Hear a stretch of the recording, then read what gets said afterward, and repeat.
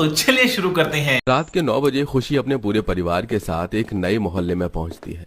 मोहल्ले में चलते हुए वो देखती है कि रात में सभी लोग अपने घर की छत पर हैं। कोई बिस्तर लगा रहा है तो कोई छत पर खड़े होकर आपस में बात कर रहा है। अरे क्यों सुमन जी, लग गया तुम्हारा बिस्तर? हाँ भैया, बस लग गया। बहू नीचे से लाती होगी बिस्तर।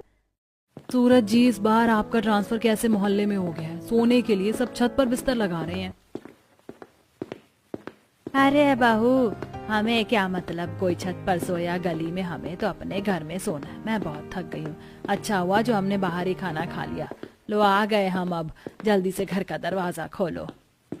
बहन, आप मोहल्ले में नहीं है क्या? अगर ज्यादा थकान हो गई है तो आप हमारे घर में आकर सो जाइए। छत पर बहुत अच्छी नींद आती है। नहीं भैया, हमने यहाँ आने से पहले घर की सफाई करवा ली थी। लाइट भी है, सोने में कैसी परेशानी। चलिए, जैसी आपकी मर्जी। इतना बोल छत पर खड़े सभी लोग अपनी अपनी जगह पकड़ लेते हैं। तो वहीं सूरज भी अपने पूरे परिवार के साथ घर में जाता है और सभी लोग अपने अपने कमरे में जाकर एसी चलाकर आराम से सो जाते हैं। पर रात के 2 बजे लाइट चली जाती है और पूरा परिवार हॉल में इकट्ठा होता है, जहां काजल सोफे पर बैठकर हाथ पंखे से हवा कर रही थी। माँ, एक तो हम पहले से इतने थके हुए हैं, ऊपर से लाइट और चली गई। कितनी गर्मी लग रही है। काजल, सभी को गर्मी लग रही है। माँ, एक काम करते हैं, जब तक लाइट नहीं आ जाती छत पर जाकर बैठ जाते हैं। गर्मी से परेशान सूरज अपने परिवार के साथ छत पर चटाई बिछाकर बैठ जाता है, जहां काफी अच्छी हवा चल रही थी। इसी बीच पड़ोसन सुमन की आंख खुलती है और जब वो नीचे पानी लेने जा रही होती है तो उसकी नजर आशा के परिवार पर पड़ती है। बहन, यहाँ के लाइट पर भरोसा मत करना। मैं तो कहती हूँ नीचे से बिस्तर लाकर छत पर ही सो जाओ। देखो कितनी अच्छी हवा चल रही है। नहीं बहन, हमें छत पर सोने की आदत नहीं है, और वैसे भी थोड़ी देर में लाइट आ ही जाएगी। इतना बोलकर आशा बैठे बैठे झपकियां लेने लगती है। कुछ देर में लाइट आती है और पूरा परिवार खुशी से नीचे जाकर आराम से सोता है। इसी तरह 2 दिन बीत जाते हैं और एक दिन जब आशा मोहल्ले में सब्जी ले रही होती है तो मोहल्ले की कुछ औरतें छत पर खड़ी होती हैं, तो कुछ बालकनी में और कुछ आशा के साथ सब्जी ले रही होती हैं, जिनके हाथों में सब्जियों की टोकरियां हैं। बहन, हमारे मोहल्ले में तो सब छत पर ही सोते हैं। लाइट चली जाती है तब तुम क्यों नहीं सोती? छत पर ही सो जाया करो। यहाँ पर ऐसे ही रोज रात को लाइट जाती रहती है। तभी सब्जी वाले से सब्जी लेकर पैसे देते हुए आशा शांति से कहती है। बहन, आप सब शुरू से ही छत पर सोती आ रही, शायद इसीलिए आपको छत पर सोने की आदत है। पर हमारी बस की नहीं है छत पर सोना। हमें तो एसी की आदत है और हमारे घर में एसी भी लगी है। कोई बात नहीं बहन, जब लाइट से परेशानी होगी तो एसी की हवा भूल जाओगी और हमारी तरह छत पर सोना सीख जाओगी। मोहल्ले वालों की बात सुनकर आशा सब्जी लेकर चुपचाप घर में आती है। ऐसे ही एक रात फिर से लाइट चली जाती है और सूरज अपने पूरे परिवार के साथ छत पर आता है, जहां सभी मोहल्ले वाले छत पर आराम से मच्छरदानी लगाकर सो रहे थे। तभी तेज आंधी तूफान चलने लगती है और फिर भी मोहल्ले वाले नहीं उठते। सब्जी, मच्छरदानियां हवा से हिल रही थी। वहीं खुशी की साड़ी का पल्ला उड़े जा रहा था तो नंद के बाल संभालने में नहीं आ रहे थे। माँ जी, हमें नीचे चलना चाहिए। इतनी तेज आंधी तूफान में छत पर रुकना सही नहीं है। पता नहीं कैसे मोहल्ले वाले, इतनी तेज आंधी तूफान चल रही है और ये लोग बेफिक्र सो रहे हैं छत पर। माँ, खुशी बिल्कुल सही कह रही है।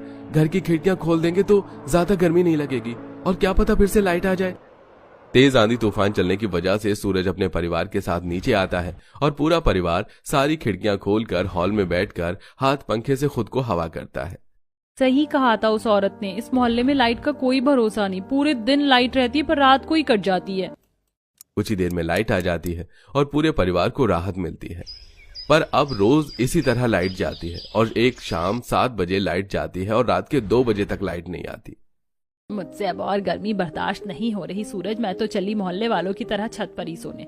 वैसे भी छत पर अच्छी हवा चलती है। जब हम छत पर बैठ सकते हैं तो सो क्यों नहीं सकती? तुम लोग कभी गांव में नहीं रहे, पर मैं गांव में छत पर ही अपने पूरे परिवार के साथ सोती थी, या तो फिर आंगन में। माँ, मुझसे भी गर्मी बर्दाश्त नहीं हो रही। देखो कितना पसीना निकल रहा है। मैं कहीं पर भी सोने को तैयार हूँ। सूरज के परिवार से और गर्मी बर्दाश्त नहीं होती और वो लोग भी अपना बिस्तर लेकर छत पर सोने के लिए चले जाते हैं। पर खुशी को छत पर नींद नहीं आती और वो लेटी हुई आसमान देखते हुए कहती है, मेरे घर वाले बाकी मोहल्ले वालों की तरह कितने आराम से छत पर सो गए, पर मुझे तो नींद ही नहीं आ रही। भला इस खुले आसमान के नीचे टिमटिमाते सितारों को देखते हुए कौन सो सकता है? पूरा परिवार तो छत पर सो जाता है पर खुशी नहीं, इसलिए वो सुबह लाइट आने के बाद कमरे में सोती है। कुछ देर में मोहल्ले की कुछ औरत आशा से मिलने उसके घर आती हैं और हॉल में बैठकर बातें करती हैं। बहन, मैंने देखा रात में तुम भी अपने पूरे परिवार के साथ छत पर सो रही थी, पर तुम्हारी बहू जगी हुई थी। कैसा लगा रात को छत पर सोकर? छत पर सोना इतना भी बुरा नहीं, जब लाइट नहीं होगी तो इंसान क्या ही करेगा। पर बहन, मैं सच कह रही हूँ, छत पर सोने में इतना मजा आता है कि लाइट रहे तो भी एसी चलाने का दिल नहीं करेगा तुम्हारा। बस तुम कुछ दिन छत पर सो कर देखो। पड़ोसियों से बात करके आशा को बहुत अच्छा लगता है और समय के साथ आशा भी अपनी पड़ोसियों की तरह हो जाती है और आए दिन छत पर जाकर अपने पूरे परिवार के साथ सोने लगती है। और अब तो उसने मच्छरदानियों का भी इंतजाम कर लिया था। फिर ऐसे ही एक रात, सूरज, काजल, माँ जी, आप तीनों अपना बिस्तर लेकर कहाँ जा रही हैं? भाभी, आप भी छत पर सो के देखो, बहुत मजा आता है। और बहू, जब प्राकृतिक इतनी अच्छी हवा चल रही है तो एसी की क्या ही जरूरत है। मैं तो कहती हूँ तू भी एसी छोड़कर छत पर सोने चल, पैसे ही भी बचेंगे। कौन एसी चलाकर बिल बढ़ाए अपना। खुशी, माँ सही कह रही है, 1-2 दिन दिक्कत होगी, फिर आदत हो जाएगी। मुझे ऐसी बुरी आदत नहीं लगानी, आप जाओ। पूरा परिवार छत पर सोने के लिए चला जाता है। कुछ देर में तेज आंधी तूफान चलती है जिससे उनके ऊपर से चद्दर उड़ जाती है। माँ, भैया उठो, देखो कितनी तेज आंधी तूफान चल रही है, मेरा चद्दर भी उड़ गया है। अरे बेटा, बारिश होने वाली, तुम एक काम करो, अगर घर में पन्नी है तो मच्छरदानी लगाओ और उसके ऊपर पन्नी लगा लो, फिर ना तुम बारिश में गीली होगी और ना ही आंधी तूफान से तुम्हें परेशानी होगी। माँ, जैसा आंटी बता रही है हम तो वैसा कर ही नहीं सकते, बारिश हो उससे पहले नीचे चलते हैं। इतना बोलकर सभी मोहल्ले वाले मच्छरदानी पर ही पन्नी लगाकर सो जाते हैं और तेज बारिश होने लगती है। ये सब देख आशा को मोहल्ले वालों का आइडिया बहुत अच्छा लगता है और अगले दिन मोहल्ले में बाहर खड़ी आशा बालकनी में खड़ी पड़ोसन से बात करती है। सुमन बहन, रात को इतनी तेज बारिश हुई फिर भी मैंने देखा पूरा मोहल्ला बड़े आराम से सो रहा था, हमें तो नीचे आना पड़ा। बहन, तुम भी हमारी तरह लकड़ी का एक बड़ा चौड़ा बिस्तर जैसा पट्टा बनवा लो और उस पर बिस्तर लगाकर सोया करो और पन्नी को मच्छरदानी की तरह बना लो ताकि आंधी तूफान बारिश में आराम से सो सको। आशा को सुमन का आइडिया काफी पसंद आता है और वो सूरज से लकड़ी का बड़ा सा फट्टा मंगवा लेती है। साथ में छत पर पन्नी को मच्छरदानी की तरह लगा देती है और रात को पूरा आराम से परिवार सोता है। माँ जी, जब आपको टेंट बनाकर ही सोना है तो नीचे क्यों नहीं चली जाती? किसी भी वक्त बारिश हो जाती है, अगर आप लोगों की तबीयत खराब होगी तो क्या करेंगे? भाभी, माँ ने ये जुगाड़ इसीलिए तो किया है ताकि कितनी भी बारिश क्यों ना हो जाए हम गीले ना हो, और अब तो इसमें आपको भी नींद आ जाएगी। आप भी आज रात सो जाओ। काजल अपनी भाभी को मना ही कर रही होती है कि तभी तेज बारिश शुरू हो जाती है। अब आशा अपने बेटे और बेटी के साथ उस टेंट में सोने के लिए चली जाती है तो वहीं खुशी नीचे चली जाती है। पूरा मोहल्ला रात के अंधेरे में सो चुका था तो वहीं खुशी भी नीचे सो रही थी।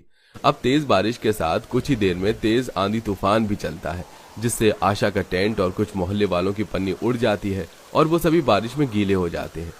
अगली सुबह जब आशा अपने बेटे और बेटी के साथ नीचे आती है तो कोई खांस रहा होता है तो कोई छींक मार रहा होता है। ये लीजिए तौलिया, और मत मानो मेरी बात, इन मोहल्ले वालों के साथ रह रहकर उनकी तरह मत बनो। मैं इन लोगों को तो नहीं समझा सकती, पर आप लोग तो मेरी बात समझो। हो गई ना आप सबकी तबीयत खराब? खुशी, हमें क्या पता था कि हमारा टेंट उड़ जाएगा। भाभी, मुझे तो बहुत ठंड लग रही है, आप मेरे लिए पानी गर्म कर दो, मुझे स्टीम लेना है। सूरज, काजल, आशा तीनों को बुखार हो जाता है। कुछ देर में डॉक्टर आते हैं और दवाई देकर चले जाते हैं। जब तक खुशी के ससुराल वाले बीमार हैं वो लोग छत पर जाना छोड़ देते हैं। अरे सूरज बेटा, दफ्तर जा रहे हो? 2 दिन से घर से बाहर नहीं निकले और तुम्हारा परिवार भी छत पर सोने नहीं आया।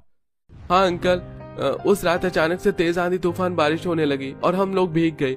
हमारी तबीयत खराब हो गई थी, इसलिए अब से हम छत पर नहीं सोएंगे। इतना बोलकर सूरज ऑफिस चला जाता है और शाम को जब घर आता है तो देखता है कि लाइट नहीं है और उसका पूरा परिवार छत पर बैठा है। अच्छा वो भैया जो आप छत पर ही आ गए। मैंने और माँ ने फैसला किया है जब जब लाइट नहीं होगी हम लोग छत पर ही आकर सोया करेंगे और अगर कभी तूफान बारिश हुई तो नीचे आ जाएंगे। हाँ, आप लोगों का कुछ नहीं हो सकता। बारिश में नदी किनारे केले के पत्ते का घर।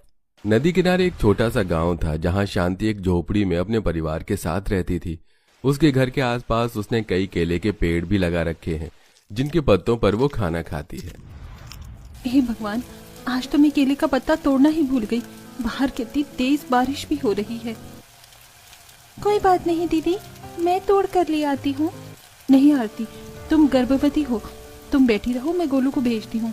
गोलू, जाओ बाहर से 2 केले के पत्ते तोड़ के ले आओ। माँ, बाहर बारिश हो रही है, मैं नहीं जा रहा बाहर केले का पत्ता तोड़ने के लिए। दादी को बोलो एक दिन हमारी तरह प्लेट में खाना खा ले। गोलू ऐसे बातें नहीं करती। तुम्हारी दादी को गैस बनता है, इसीलिए वो केले के पत्ते पर खाना खाती हैं। और केले के पत्ते पर खाना खाने के कई फायदे होते हैं। आई बात समझ? जितना बोला है अब उतना करो। पूजा की डांट खाकर गोलू मुंह बनाकर बारिश में भीगता हुआ बाहर जाता है और एक केले का पत्ता काट कर आता है। कुछ ही देर में पूरा परिवार खाने को बैठता है और बारिश बंद हो जाती है। अगले दिन उसके घर के बाहर दरवाजे पर एक औरत आती है। शांति बहन कहाँ हो? मेरे घर में आज कुछ पंडित आ रहे हैं, मुझे उन्हें केले के पत्ते पर खाना खिलाना है। जरा कुछ केले के पत्ते काट के दे दो। बहन, नदी किनारे 10 घर हैं और तुम सारी औरतें कभी पूजा के बहाने, कभी शादी के बहाने, कभी खाने के बहाने, तो कभी पंडितों को भोग लगाने के बहाने मुझसे केले के पत्ते मांग कर ले जाती हो। अगर पत्ते ऐसे ही देती रही तो जब मुझे खुद को जरूरत होगी ना, तो मैं कहाँ से लाऊंगी? अरे बहन, एक केले का पत्ता देने में तुम कितना चिकचिकबाजी कर रही हो। मुफ्त में मत दो, पैसे ले लो। बाहर से भी खरीद के लाऊंगी तो पैसे ही देने पड़ेंगे। अब बारिश के मौसम में नदी पार करके कौन जाए?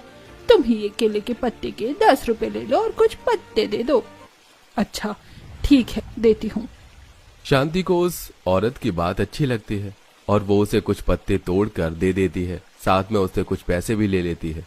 इसी तरह कुछ दिन बीत जाते हैं और एक दिन शांति के दोनों बेटे नाव से नदी पार करके घर आते हैं और उनके घर आते ही हल्की हल्की बारिश होने लगती है।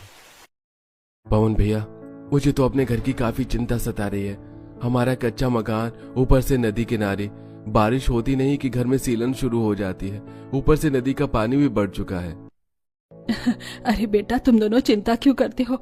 अब मैं लोगों को मुफ्त में केले के पत्ते नहीं दे रही। कुछ पैसे तो केले के पत्ते बेच के भी मिल जाएंगे। वो सब तो ठीक है माँ जी, पर जब बारिश होती है तो घर की छत टपकने लगती है, घर में सीलन आने लगती है और एक ही घर में खाना बनाना और सोना मुश्किल हो जाता है। मैं क्या कह रही थी कि घर बनाने से पहले एक रसोई बना लेते हैं। क्यों बना लेते हैं बहू? घर ज्यादा जरूरी है या रसोई? अगर तुम्हें एक ही कमरे के घर में खाना बनाने सोने में दिक्कत हो रही है तो एक काम करो, चूल्हा लेकर घर के बाहर बैठ जाओ, वहीं खाना बनाना। इतना बोलकर शांति नाराज होकर वहां से चली जाती है। बढ़ती उम्र के साथ माँ जी तो चिड़चिड़ी होती जा रही हैं। वो तो कुछ समझने को ही राजी नहीं है। वैसे माँ का कहना भी गलत नहीं है। अभी हमें घर बनाने पर ज्यादा ध्यान देना चाहिए। मैं तो कहता हूँ जो माँ ने बोला है वो ही कर लो। शांति के कहने पर अब दोनों सास बहू घर के बाहर मिट्टी का चूल्हा बनाकर खाना बनाती है। पर तभी तेज आंधी तूफान चलती है। दीदी, तेज आंधी तूफान चल रही है, खाना खुला है, धूल कहीं खाने में न चली जाए। आप जल्दी से खाना अंदर रख दो। हाँ आरती, मैं खाना अंदर ले जा रही हूँ, तुम भी चूल्हा बंद कर दो।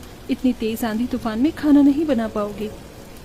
तूफान चलने की वजह से दोनों देवरानी जेठानी को खाना बनाने में दिक्कत होती है और जितना खाना बना होता है वो लेकर घर में जाती है। और जब पूरा परिवार खाना खाता है। पूजा, आज तुमने सब्जी सही से साफ नहीं की थी क्या? ऐसा लग रहा है जैसे कि तुमने इसमें मिट्टी डाल दी हो। मुझसे तो ये सब्जी खाई ही नहीं जा रही। मुझे भी नहीं खानी ये सब्जी, आप तो मुझे रोटी के साथ अचार दे दो। उस दिन पूरा परिवार अचार रोटी के साथ अपना पेट भरता है। इसी तरह कुछ दिन बीत जाते हैं और एक दिन सुबह सुबह मौसम बिगड़ने लगता है, इसलिए दोनों भाई जल्दी नाव के सहारे नदी पार करके काम करने के लिए चले जाते हैं। तो वहीं दोनों देवरानी जेठानी जब खाना बनाने बैठती हैं तो हल्की हल्की बारिश होने लगती है। ये लो दीदी, मैंने चूल्हा क्या फूका, हल्की हल्की बारिश शुरू हो गई। ऊपर से नदी किनारे का ये कूड़ा कितनी बदबू दे रहा है। कोई बात नहीं आरती, अभी हल्की बारिश हो रही है, मैं भी तुम्हारी मदद करवा देती हूँ, जल्दी काम होगा। इस तरह दोनों देवरानी जेठानी मिलकर झटपट खाना बनाते हैं और सारा खाना घर में रख देती हैं। कुछ ही देर में तेज बारिश होने लगती है और जब हवाएं चलती हैं तो नदी का पानी शांति के घर के बाहर तक आने लगता है। बारिश होती नहीं कि नदी का पानी बढ़ जाता है। पता नहीं ये बारिश कब रुकेगी। हमारा तो मिट्टी का चूल्हा इस बारिश में पूरी तरह से भीग गया है। अब रात का खाना कैसे बनेगा? बहू, कितना अच्छा भला तुम घर में खाना बनाती थी, पर तुम दोनों देवरानी जेठानी के तो नाटक ही खत्म नहीं होते। शांति की बातें सुनकर दोनों बहुएं उदास हो जाती हैं और रात को जैसे ही बारिश रुकती है दोनों बहुएं कुछ ईंट लाकर खाना बनाना शुरू कर देती हैं। अरे ये क्या, इतनी रात हो गई है और अभी तक खाना नहीं बना? हाँ जी, आज शाम तक बारिश हुई है, जिस वजह से चूल्हा गीला हो गया था। पर कोई बात नहीं, आप हाथ मुंह धो लो, खाना बस तैयार है। अगर आप अंदर जा रहे हैं तो केले के पत्ते भी तोड़ लेना, माँ जी के लिए। रवि केले के पेड़ के पास जाकर केले के पत्ता तोड़ने लगता है। तभी वहां उसकी पड़ोसन सुमित्रा आती है, जो उससे 15-20 केले के पत्ते मांगती है। और तभी वहां शांति आ जाती है। इतना सारा पत्ता हम तुम्हें देंगे तो हमारे पेड़ में तो पत्ते ही खत्म हो जाएंगे। शांति बहन, तुम तो जानती हो बारिश का टाइम है और मेरे घर में शादी भी है। मैंने सोचा है कि केले के पत्ते से घर सजा लूं और छत भी ढक लूं, ताकि बारिश का पानी छत या दीवार के जरिए घर में ना आ सके। और तुम इतना क्यों मुंह बना रही हो? मैं तुमसे कोई फ्री में थोड़ी ना मांग रही हूँ। सुमित्रा की बात सुनकर शांति के दिमाग में एक आइडिया आता है और वो उसे 15 से 20 पत्ते देकर बाकी के बचे केले के पत्ते खुद काट लेती है। और जब वो घर जाती है तो तेज बारिश होने लगती है और शांति देखती है कि उसके घर की छत में बड़े बड़े गड्ढे हो चुके हैं, जिसमें से काफी ज्यादा बारिश का पानी आ रहा है। साथ ही उसके घर की दीवारों में भी छेद हो चुका था, जहां से कीड़े और सीलन आ रही थी। माँ जी, आपने सभी केले के पेड़ से सारे पत्ते क्यों काट लिए? बहू देख रही है घर की छत की क्या हालत हो गई है। और केले के पत्ते बहुत काम आते हैं। केले के पत्ते से पानी आर पार नहीं जाता, लोग केले के पत्तों से घर सजाते हैं।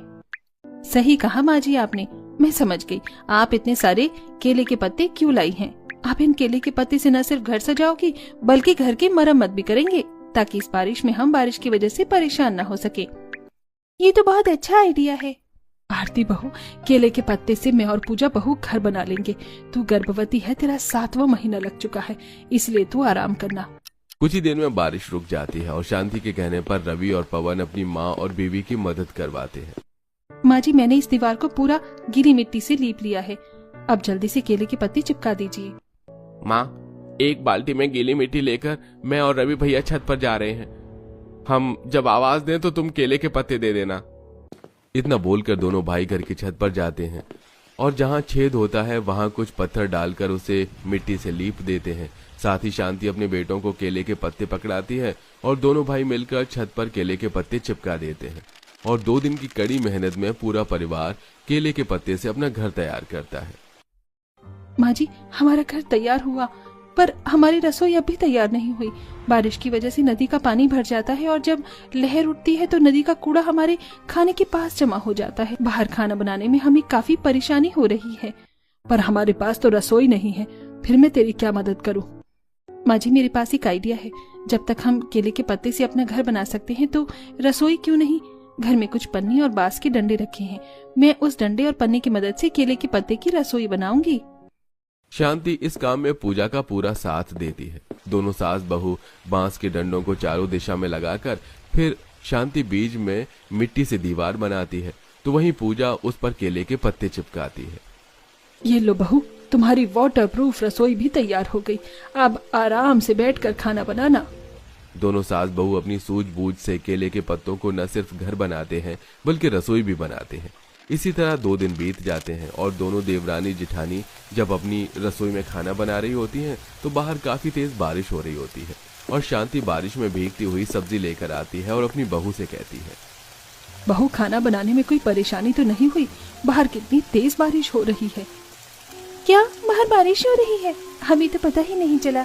जब हमारी रसोई केले के पत्तों से इतनी सुरक्षित है तो घर तो और भी सुरक्षित होगा।